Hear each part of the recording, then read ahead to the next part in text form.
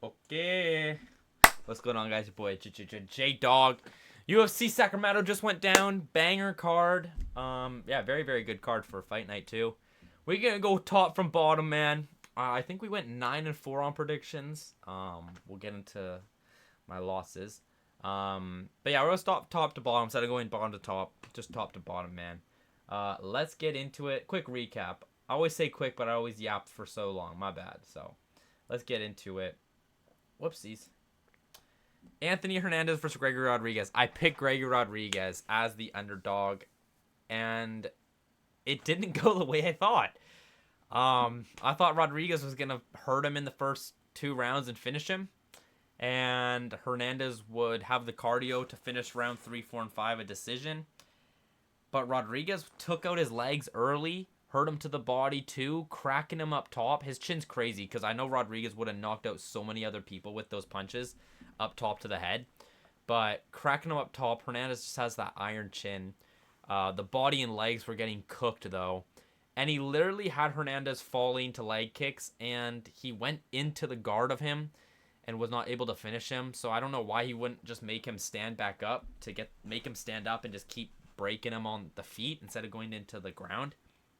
But Hernandez's legs and body were so shot that the legs were the big thing, I feel like, that stopped him from having the cardio and the drive in the later rounds. And yeah, Hernandez won round 3, obviously, but Rodriguez was able to win round 4 and 5, surprisingly to me. And so he gets the win by decision. I thought it was a 49-46. 2 judges had a 48-47, but yeah, I gave Hernandez the third. Great win for Rodriguez because not only was the underdog, I feel like people didn't fully count him out just because of the body of Hernandez, but yeah, dude, insane he won a decision, a 5-round decision here. Like, if you would have told me Hernandez lost by TKO and lost by a decision, and you gave me the names Rodriguez and Sean Strickland, I would have probably said Rodriguez TKO'd him and Hernandez decisioned him. But opposite, Strickland TKO'd him, Rodriguez got the decision. So kind of crazy, but yeah, good win for RoboCop. I feel bad for Hernandez, man. I like him as a fighter, but yeah, he's came up short now twice. Hopefully he can get the next one and not go on a 3-fight lose streak, hopefully. But yeah, fight of the night. It was good. I felt like there was a different one that could have fight of the night. There was a lot of takedowns. I think like Hernandez shot like 28 takedowns, I think it was. There's a lot of clinching against the fence for Hernandez trying to just take him down, and so it was a good fight, but I wouldn't give it fight of the night because there was 2 other great fights that could have gotten it. But yeah, co-main, Sergey Spivak versus Rito Petrino. I expected more from Spivak. I said he's the worst best heavyweight and the best worst heavyweight, so Petrino passed the worst of the worst heavyweights, so he will beat all of these bums behind him now, but he beat the worst best heavyweight, so we'll see how he does against the higher guys now. But I'm very not impressed with Petrino, man. I mean, he beat the guy that I picked. He beat the guy that I thought was gonna beat him, so I'm a little impressed that he actually was able to do it. But at the same time, he's just like he's just blobbing around, dude. Like, just so boring. He's very, very boring to me. And this is heavyweight, and now he's our top-ranked heavyweight, so he's got to be exciting and get knockouts and swing, but he's just clinching in the second, holding them down the whole time in the second, not able to get the finish. The 3rd round sucked for both of them. And yeah, Spivak just wasn't doing anything good out there. I am not impressed by your performance.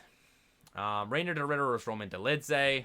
Reiner de Ritter finishes him fast. Well, 4 minutes, but like literally probably like 60 unanswered shots from Roman Dolidze. I don't know why they let it go on so long. But yeah, good win for de Ritter-ish. Because Roman Dolidze is a 185er who also moved up to 205. But from what I've seen, de Ritter looked good at 205. You know, it looked like he came out looking well. That Brennan Allen one really hurt his record. Really hurt like how he looked and everything. And then even Caio, he came back to 185 for Caio, but he still didn't look himself. Here he looked better, more energized, coming out fast. But good win. Good win for de Ritter. Like, he did his thing, but Roman Dolidze sucks. Literally just pulled guard on de Ritter and then just cowered up looking for a leg and couldn't get it. And yeah, 60 unanswered shots, so it is what it is. But yeah, thankfully, DeRitter didn't lose to Dolidze because that would have been bad. Markel Medeiros versus Mason Jones. Damn, man, Mason Jones lost, bro. He was looking good in there. You know, I thought he won the first round. He was doing well. He was cracking Medeiros, like, had him wobbled a couple times. He always gets cracked in his fights, and then when he got cracked, I was like, okay, that's fine. That's his, like, pause. This is his one cracking pause of the fight, and then he literally got finished, like, 10 seconds later, but yeah, sucks to see, man. Mason Jones he's exciting, though, so I'm always going to be excited to see Mason Jones fight. Sucks that he lost this one. Marcos Medeiros, I feel like he's just, like, a random in the UFC to me. I don't know why. Like, he just, like, I don't know who he is. He's just some guy in the UFC, and he fought Chris Padilla, where he lost the fight, but it went to a draw, and then he got the Mason Jones fight, and it's just, like, he still just seems like an NPC to me. He doesn't seem real.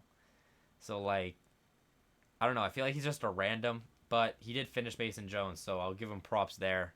Fair play. I mean, he was getting cracked, too, but, you know, fair play. He finished Mason Jones, so good win for him. That's also a good win for him, because Mason Jones, I think, has never been finished before by, like, KO or by, like, TKO or whatever.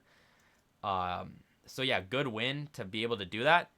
But, and yeah, he got hurt a couple times, but he also was able to come back and get the win. So, good performance by him, but, like, I just feel like this guy has no aura. Like, to me, he just has no aura and nothing behind him. But good win for Medeiros. So, we got that one wrong, too, man. Yeah, we got that one wrong. Carly Judice versus Chavez. I picked Carly Judice. She gets it done in the first round with a body shot. Not much else to say. Gets performance of the night. Felt like there could have been other performances of the night, but yeah, fair enough. She gets the finish. Got that one right. Anthony Wint finishes Terrence Chapman. Fair play. We all expected that kind of, but yeah, good to see him getting active early, and yeah, get that one done. Oh, this one I might talk about for a minute here, bro. Joel Emmers versus Lorraine Douglas. I understand. Listen, Lorraine Douglas had 5 losses on his record. I actually saw a clip earlier this week where, like, Douglas did quit in a fight. Like, he was getting hurt and, like, cowered up. And I get he beat Julian Erosa in his debut, right? I understand all that. And yes, I know Julian Erosa isn't, like, a great... Like, seeing him beat Julian Erosa is not like this guy's a killer. He has 5 losses. It feels like he's undefeated, like, the way we're talking about him. But he does have 5 losses, and so... I understand him not being a world beater, but I did expect him to be a world beater against Jamal Emmers. Like, at some point, Lorraine Douglas may have lost to, like, I don't know, an Arnold Allen or something, you know what I'm saying? But Jamal Emmers, that's where it hurts. So I can accept he lost, but, like, this is not a great loss. I did see Cub Swanson say Jamal Emmers broke Lorraine Douglas's orbital, and that's why he covered up and, like, didn't try to fight back, because he said he was blind in it and can't see right now.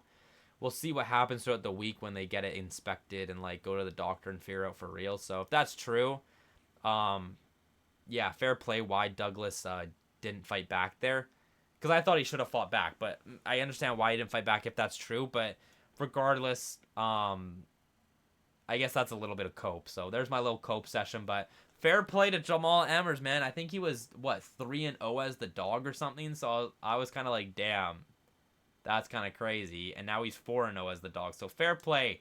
Yeah, I think he got hit by Douglas a couple times. But yeah, didn't get knocked out because Erosa was getting knocked down by the jabs. And yeah, he was able to find that one shot, get it through, and hit him clean. And dropped Douglas and was able to get the TKO. So very, very good. I still think Lorraine Douglas is good. We'll see who his next opponent is and what I think about it. But I do think he's very good. So I give Jamal Emmers his props for being able to get this win. Very, very good win. And yeah, I think Douglas will be back. You know, if the eye stuff is true, unlucky, you know. Because if that was just a normal punch, maybe Douglas would have continued. But if it actually injured his eye like that, then it makes sense why he stopped. So, Oh, maybe in his next fight, if that doesn't happen, he's able to continue and, get back into the fight. But yeah, I guess just the level of opponents, not who I thought Lorraine would have lost to. But yeah, crazy stuff, man. I like 10 out of 10 times I would have. There's not one time I would have picked Jamal Emmers to win this fight. 10 out of 10 times I would have picked Douglas. So that's a very, in my eyes, it's a very impressive win for Emmers. So fair play, man. Fair play. I thought he could have got a bonus. That's what I was trying to say. He could have got a bonus because that was a good win. Plus 300 underdog. Bro, that deserves a bonus, I feel like. Kennedy and Zekchuk versus Shamil Gaziev. Shamil Gaziev gets it done, man. Knocks him out in the first round. Kenny's doing the MVP aura farm, hands down, like leaning out like this, and then like pulls back, turns his head like this, and Gaziev just chins him, bro. Out cold. So he was the favorite. I saw people worried this could have been 50-50, so good win for Shamil to get him out there cold, but it also played into Kennedy being a dummy and just leaving his chin open. So good win for Shamil. Chris Padilla versus Nazareth Hakparas. It was a close fight. It wasn't exciting. I felt like it was a close fight because it wasn't like a lot going on. The judges had Padilla up 2 rounds. I thought it was like 1-1, honestly. And I didn't even know who was winning the 3rd round, but he's able to get in close and get the standing arm triangle, head and arm choke. And he probably wouldn't have finished it on the feet. So he throws him down to the ground with maybe 10 or 15 seconds left. Is in perfect position and squeezes the head and arm choke on the ground. Bell rings. He lets go right at the bell. He didn't hold it longer. Let's go right at the bell. And Hakparas is out cold. So he got the submission in the 3rd round.